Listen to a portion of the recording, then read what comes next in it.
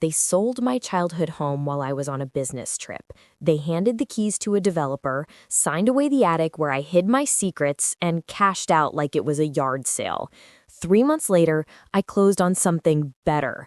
I stood in the foyer of a place I never expected to own, a place with too many windows and a view that swallowed the entire cul-de-sac. And I smiled the slow, calm smile people use when they know the joke is on someone else. I had bought the one thing that would make them choke on their coffee and reconsider every smug text they ever sent. I had bought them their own private brand of quiet humiliation. Only one problem. I was not telling anyone what I was going to do with it. Not yet. Want to know what I bought? Hold that thought, because if I tell you now, the whole thing would be over before you even get comfortable. So let me take you back to how this happened, because it is delicious and it is petty, and I promise you it gets worse before it gets better. My name is Violet. I am 34, I live in Charlotte, and I drink my coffee black like it's a personality trait. My childhood house was a small blue Victorian 2 blocks from the green. If you've never seen a rosemary bush cling to a windowsill like it owns the place, you haven't smelled that particular kind of Sunday afternoon. Sun and thyme and that faint ghost of lemon oil from where Mom would clean the counter. Heather, my mother, used to hum while she cooked. That hum is a sound you can get very sentimental over when you're older. Kendra and Beth are my older sisters. After Mom died, they moved in, and overnight it felt like a furniture store decided to live in our grief. They told me, in the way people tell you small deaths through text messages, we sold the house. Kendra sent a string of emoji hands like it was nothing. Beth said something about taxes and maintenance like it was a civic duty. They left out the part where they signed the papers while I was on a plane. They left out the part where they split the money and used it to boost their lives into better Instagram photos. I went back the week after the closing because I had to see what had been traded for a Range Rover and a pottery hobby named after our mother. The house looked wrong. The porch light was gone. The rosemary had been cut down like someone was fixing a crime scene. A placard read, "Coming soon, the Grove Lofts." A contractor with a clipboard said, "Very sorry," as if remorse came in construction-grade sincerity. I touched the banister and the wood was still warm from the sun, and I smelled paint and sawdust and a kind of optimism meant for investors. My throat tightened. I felt a plan form. That tightening was the moment the whole thing stopped being about grief and became about the exact math of making them uncomfortable. I did the theatrics everyone expects. I ate cereal for dinner. I played sad songs too loud in the car. I posted a photo of a rosemary sprig and captioned it "Roots," and then liked my own comment because I deserve that level of support. But behind the theatrics, I got practical. I am not rich and I am not poor. I am industrious and petty in equal measure. I sold a few stocks from grad school. I used a small settlement from a stupid divorce that left me with nothing but a cat named Mabel, who will judge you mid-Zoom. Broken marriages make weird, useful pocket money, apparently. I started watching the developer like someone watches a recipe, carefully, for timing. He had a hole in his timeline. One lot he passed over because the shape was awkward and it had an easement that made it a headache. Everyone else saw a problem. I saw a problem that could be solved with patience and paperwork. Potential is just a polite word for patience plus cash. I rang an old realtor who owed me a favor and learned what subject to meant. I learned the little tricks investors use to make boring things worth a fortune. I practiced being boring and competent, and then I struck. Buying it felt like stealing, but legally. I remember signing papers in a small office that smelled of eucalyptus and printer toner, and pretending that the weight of those pages did not feel like a small victory. The house I bought was not the blue house. It didn't have the rosemary or the attic with the boxes, but it had a mudroom with hooks that seemed to want coats hung on them, a bay window that watched the street like an interested neighbor, and a cellar that could be used for anything, storage or studio, or for our purposes, theater. The developer had missed its value because he only saw square feet and resale. I saw something else: location, optics, and the ability to make someone feel mildly undone. Again, gently. That was going to be my craft. I told no one. I snarled at family events while Kendra bragged about reno budgets and Beth posted photos of her glazed pots signed for Heather. They were triumphant in the way people are after they've monetized nostalgia.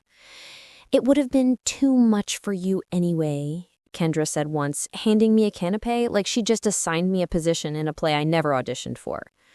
I let her. I drank my drink and nodded. Inside, I was planning. Petty revenge, I found, required 3 things: a little money, good timing, and ridiculous amounts of taste. I turned the place into a business plan in my head, something community-facing and sweet and entirely charming, with a side of, "You sold a memory." I would not yell. I would not make a scene. I would produce an atmosphere everyone loved, and the people who fell for developer rhetoric would be the ones lining up to buy cupcakes while glancing at the other side of the street. I hired Simone, a pastry chef who makes lemon tarts so precise they look like legal documents. Simone is the kind of woman who knowingly answers your petty plans with a raised eyebrow and the right glaze.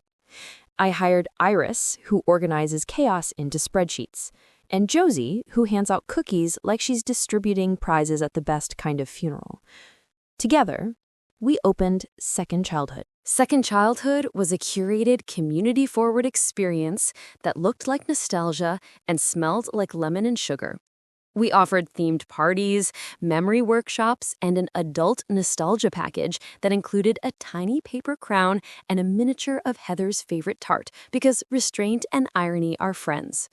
We were directly across from the model unit for the Grove Lofts.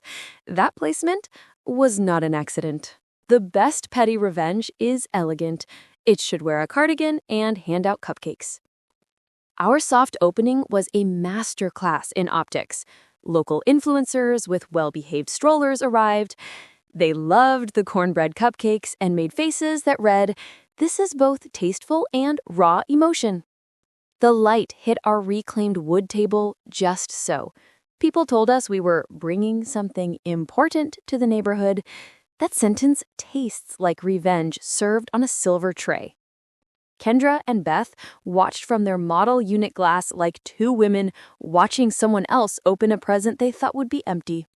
Business took off. People loved the idea of memory made warm and Instagrammable.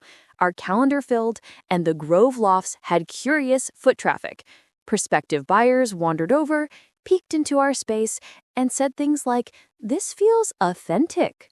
The irony was delicious.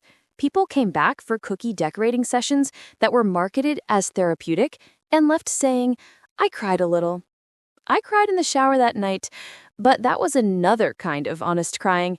We did everything by the book. We were charming, helpful, and annoyingly cheerful. We didn't storm their sales office. We made the town like us. People give you small favors when you are good for the community. That's part of how the plan works. The developer can buy a home. He cannot buy trust. The petty, theatrical center of this story plays out at the summer fair. Kendra and Beth had helped the HOA plan a ribbon cutting in the small park. They imagined cameras, champagne, and a plaque. They wanted to be perceived as caretakers. They thought they were wearing the cape. They did not realize the town would also be hosting a nostalgia stage with a plaque wall for dedications, which, yes, I paid to curate. I paid for the irony.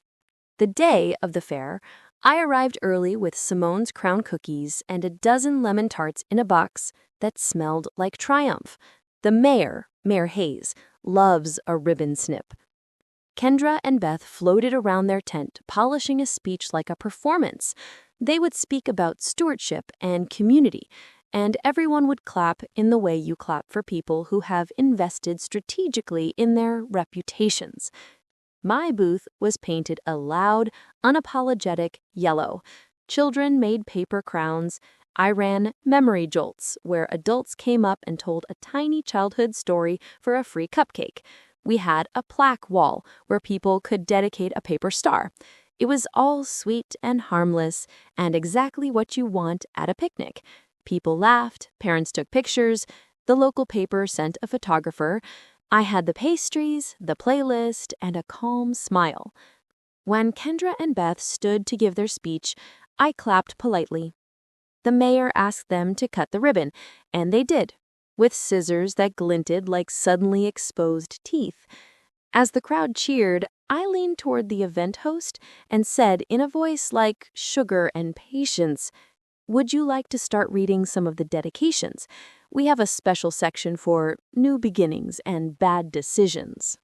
The host obliged, because the host is not a monster, and because we are all friends with curiosity. People called out dedications, innocuous things at first. To Grandpa's fishing pole, to the corner store that used to sell penny candy. Then the host reached our plaque wall and read plainly and bright, "Dedicated to the Blue House on Maple Street, sold by Kendra and Beth to the highest bidders." The sound that followed was not dramatic. It was an odd social hush, like when you realize you've been dancing on a carpet and just discovered a small stain your date will notice. Kendra's face flooded with color in the exact tones that TV producers like. Beth tried to laugh. The mayor smiled like the host of a public service announcement. The photographer snapped. The paper would later run a tasteful photo of Kendra in mid-laugh that looked staged because life is often staged now. They didn't sue. They didn't shout. They made polite social media posts about moving forward. But the narrative had shifted. Every time someone congratulated them at community events, someone else would whisper, "Did you hear about the house?" It's not a public shaming with torches. This is softer, a drip of perception that stains their bragging rights. People love to be community guardians until the community asks them to account for what they sold. After the fair, business at Second Childhood boomed.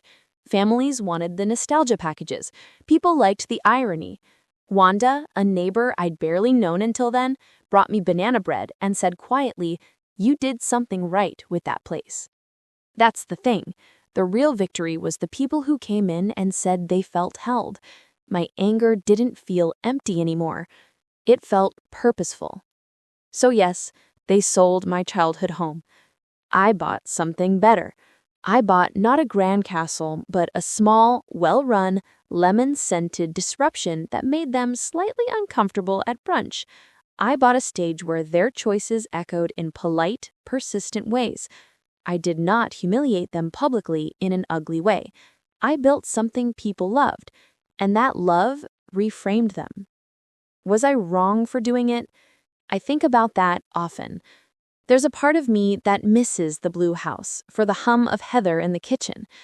There's a part that knows the world didn't end when they sold it. But there's also a part that remembers seeing my boxes in an attic that wasn't my own anymore and feeling the hot sting of being traded like a thing. People say revenge is ugly. I say revenge can be tidy. It can be a tart and a paper crown. It can be laughter at a picnic where someone else is forced to stand in the full light and realize how their choices look like a tax write-off when put next to a plaque that reads, "Dedicated to memory." So tell me, was I wrong? Or did I simply take a bad, selfish thing and mold it into something that gave other people a place to remember what mattered? What would you have done? Drop a comment. Tell me your petty ideas. If you liked this, hit like and subscribe. And tell me about the revenge you secretly admire. I read every one of them while Mabel sits on my keyboard and judges me as cats do best.